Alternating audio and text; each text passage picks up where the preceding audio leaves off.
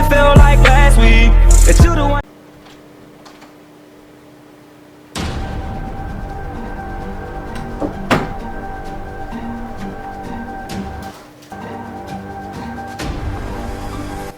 Okay, so I'm gonna say this quick. This is for all my stalkers out there that are trying to stalk my ass. Because, you know, I have never been stalked before, ever in my entire life. I've never been stalked, ever. But I am telling you right now, when I blow up on YouTube, if I have any stalkers, I am telling you right now, this is a warning. Citizens of God, this is a warning. No, but seriously, this is a warning. I have this. Do you know what this is? This is a comb I use for my hair. Let's just say this will be inserted inside your body. You can imagine the rest. What's going to happen. We're going to be reacting to 3 creepy true stalker horror stories. You feel me? Let's get right to the video. Let's get it. Man, oh man, bro. These are going to be creepy as heck just because stalkers are freaking weird. They're wastemen. In my early days after graduating college, I didn't have a lot of money, so I had to rent an apartment with someone else who I'd never met before. What? He'd become my roommate, and his name was Randall. At first, he seemed easy enough to get along with. Oh, heck no. He didn't talk too much, but he had a heavy Spanish accent. Oh. The room I'd be getting was already furnished, and that was one of the appealing factors to this apartment. It had a twin-sized bed tucked in the corner, a nice-sized dresser, a closet, and a TV stand in another corner of the room. Okay. There were a bunch of stuffed animals sitting on the dresser, though, which I found a bit odd. Most notably, a big teddy bear facing the bed. What the frick? When I asked Randall about the stuffed animals, he gave a really loud laugh and said his room had the same thing. He recommended I leave them be as to show respect to the landlord. Heck no, I I'm didn't really taking talk that to him away. much that first day other than that. The I spent frick? most of my time unpacking my clothes and supplies and setting up my TV. When I was laying in the bed watching TV that night, I thought I heard something. It was a very brief noise, but it was definitely audible, and it sounded like some kind of small electronic component. Huh. I chalked it up to being a house noise and continued my show. That's true. It could be Next just a day, house Randall noise. wasn't home all day. I didn't know if or where he worked, but I just assumed he was at work. That night, when I was in my room watching TV, I heard the front door open, and Randall walked through the hall to his room before shutting the door.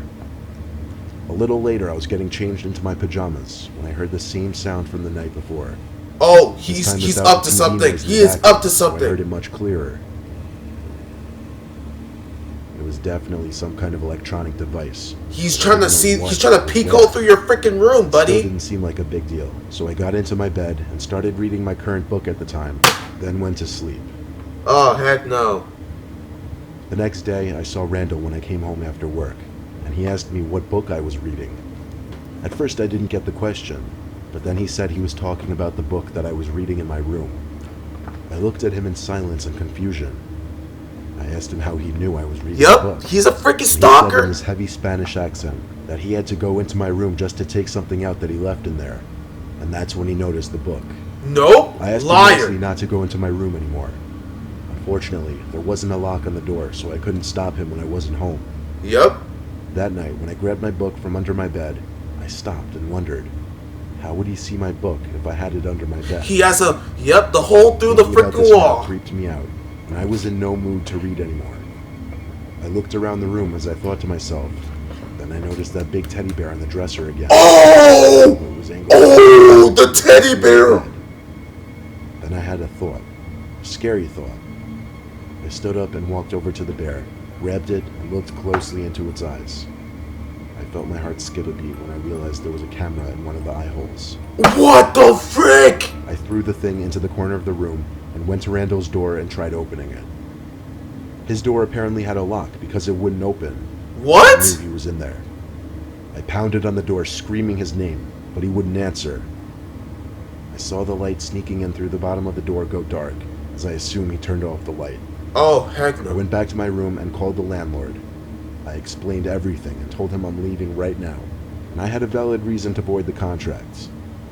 I packed the little amount of things I brought into my car and left that same night. never looking back. Oh, wow. The landlord surprisingly never even came to me to collect the money for those few days I was there. Oh, wow. Ever since that night, I have a phobia of stuffed bears. Like, I always have to turn them away so that they're not facing me. Damn. Yeah, that's freaking creepy. Man has a freaking camera? Where the frick do you get that? Where the frick do you get those? What's wrong with you? Creepy ass, stalker ass. Our new neighbors invite our family over for a nighttime barbecue. My mom and my dad Telling and you. my sister and I meet in their backyard at like 8 o'clock. This is the first time that I personally meet them. It's just a husband and wife and a teenage boy. I quickly learn the boy's name is Jeremy. Okay. The husband seems to be the nicest of them all. There's something cold about the wife, and the son Jeremy seems to have some kind of mental or social issues because he Nah, the whole family's messed up. all over the place, and he seems to be really sad or gloomy. I also catch him staring at me a few times. Each time I grow increasingly uncomfortable around him. Yeah. I try even harder not to look at him anymore. The whole family's messed up. After eating a burger and hot dog each, our parents pretty much talk to his parents. I wait a little bit before sneaking back to our house because I was bored and uncomfortable. Oh, yep. The next day on my walk to school, since I live 2 blocks away from the I would have hospital, took the food and just I turn left my head there. around a few The houses frick? after passing our neighbor's house and see someone jump behind a tree as if to be hiding. I turn back in front of me and start to walk faster. What the frick? Is that the last kid? block before the school and turn around again. This time I see the same person hiding in a bush in front of someone's house. It's Jeremy. I can tell by his long hair. And he's looking right at me.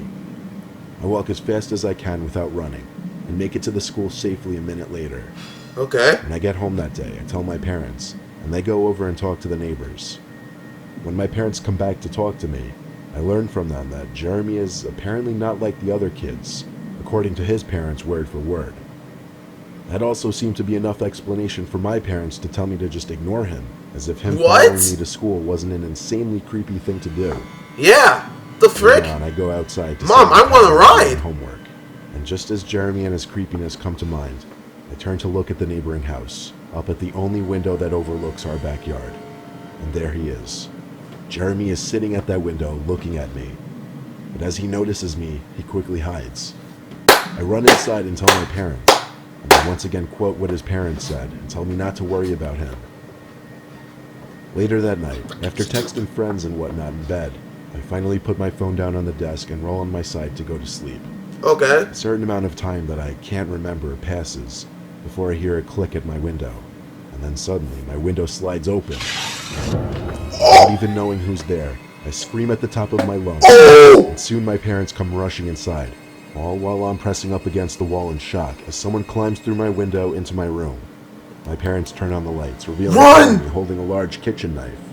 Everyone screams, including my father, as he comes and grabs me to pull me out of the room. Yeah. The 4 of us all rush to the neighbor's house to tell them. The man next door leads us into our own house and grabs his son when he finds him in the living room. He snatches the knife from his hands and tugs him out of the house. My dad sends all of us inside as he stays outside screaming at the man next door. Moments later, he comes back inside and calls the police to get a restraining order. My dad promised those neighbors a living hell if they were not moved out by the next week. Damn. The police come and take Jeremy away, probably to some kind of place for people with mental disabilities, not a Oh my regular jail. gosh. This kid's crazy. Moving along to a week later, Jeremy didn't stay in that house anymore. We don't know where he stays now, but we've never seen him since. Oh my goodness. A freaking child? Yo. Yeah. Get this freaking Jeffer. This story was by far the scariest thing to ever happen in my life. What? I went to a bar with my friends on a Saturday night. That's already a red As we flag. usually did. You should we never all go got to decently bars. They're intoxicated. trash. The night became a complete blur about an hour after showing up to the bar. I vaguely remember talking to a few guys that came up to me. Didn't remember anything out of the ordinary, though. I live walking distance to the bar we were at that night, so I guess when I got tired or bored, I left. Okay. And I do remember walking to my house that night. I think it was when I was starting to sober up a little bit. Okay. We always used to leave a key under a flower pot in our stoop. And I always used that key on nights like this so that I wouldn't have to walk around with my keys on me while I'm drunk. I got home, locked the door behind me, and went straight to my room to fall into my bed. Are you sure you locked the door? Changing into pajamas and brushing my teeth and whatnot. Are you sure? I did lay there awake with my phone in my hands, texting my friends, seeing if they were still there and making sure they got home okay though. Suddenly, I heard the front door open downstairs. The only thing I was thinking was that... Didn't I just tell you? Did you lock all freaking doors? I just told your stupid ass, didn't I? I just said to you, did you lock the freaking door? Are you sure you locked it properly? And now you're saying that someone opened the door downstairs. What the frick? What's wrong with you? What are you on? I don't care what happens to you. It's your fault. First of all, you should never went to a bar because those are trash. Second of all, you didn't even close the door properly or lock it properly. The heck wrong with you? Alright. It could be my little brother getting home, well. since he usually got home really late. My best friend texted back asking how I got away from the guy. I replied back, what guy? What guy? She said the creep that wouldn't stop talking to me at the bar. Oh. The bar was such a blur that I didn't remember which specific guy she could be talking about. Yeah. I heard some noises downstairs. I assumed my brother was making a late night snack in the kitchen. Really? Are you sure? Then I heard walking up the stairs. Oh, you're stupid. My best friend texted me again saying she saw him leave the bar right after me. Now I was still decently drunk, but still, I was starting to become suspicious. Yeah, and sober, real quick. Steps came up the stairs outside, then stopped outside my door. Then the door quietly opened. Oh! It was dark outside of the room too, so I couldn't see who was standing at my door. Oh my gosh! I said my brother's name, and then the door shut. Oh! It was walk away, so I was led to believe they were standing outside You my door. Oh, you're freaking I screwed. immediately texted my brother, asking if it was him. Surprisingly, he texted back right away, saying, "Was what me? Why do you keep opening the front door?" We live with our mom. She's the only other person in the house, but she was away for the week, so I didn't know what to think, other than it was an intruder. I called the cops without telling my brother, and hearing 911, what is your emergency, for the first time in my life, really made the situation seem that much more severe. I described what I believed to be a break-in, and as I was on the phone, I leaned over, turned on my bedroom lamp. As the room went from dark to bright, I saw a man standing in the corner of the room by the door.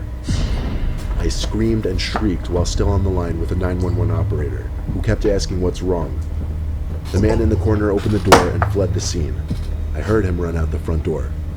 I stayed on the line with the operator, who advised me every move I should make until a cop car actually showed up. I was still intoxicated, so the info I gave on the police report was probably not the most accurate, but I described the man to be mid-20s looking, stocky, full beard, and a short haircut. One of the two officers then lifted his hand, revealing a key he was holding, and said he found that in the front door lock. It was the spare key that we keep under the flower pot. The intruder used it to get in. Wow. And he followed me home and watched me take the key from under the pot. I would never even... The officer told me to rest assured he'd be patrolling close around the area all night, and advised my brother and I to keep our doors locked and find a new hiding spot for the key. Good. The frick? The next day, besides my hangover, I felt relieved. I told my friends about what happened, and they described everything in detail. That some creepy-looking guy in the bar had been following me all night trying to talk to me every chance he got, and somehow I was oblivious to it. I took a long break from going to bars, and we don't hide a key outside anymore. Oh, you got me all the way. You got me all the way messed up. You got me all the way messed up. You got me all the... Nah, seriously, you got me all the way freaking messed up. The frick? First of all, you messed up by even going to a bar, you know what I'm saying, and thinking that everything will be okay when you're walking and you're drunk. Second of all, I don't even know why people do this, but if anybody out there has keys and you have a spare one and you keep your spare one inside a freaking mat or a plant or whatever, just take it out. Because there's someone out there, literally, probably across the street, a neighbor that's looking and saying, okay, now I found a way to enter their home. Unexpected. Then, like, you didn't even lock the door. Well, you did lock the door, apparently, and it looks like, you know. Third, Oh man, I don't even know, bro. But how scary is that? You're just sleeping on your bed or on your phone, and all of a sudden a person opens the door. You see the person, they freaking closes the door. Oh my gosh. Oh, you got me all the way messed up. I can't wait for Gator to react to this video so he can give his opinion on this. Because Gator, if you're watching this video, a whole lot of flags, red flags. I don't even have the red flag thing. I don't have nothing that's red flag. But a whole lot of red flags are in that last video, in that last story. Man, stalkers, freaking waysuits. Anywho, guys, I'll catch you guys in the next video. Smash a like button, comment down below your opinions. Love you guys so much. And yo, bro, I'm done. Peace.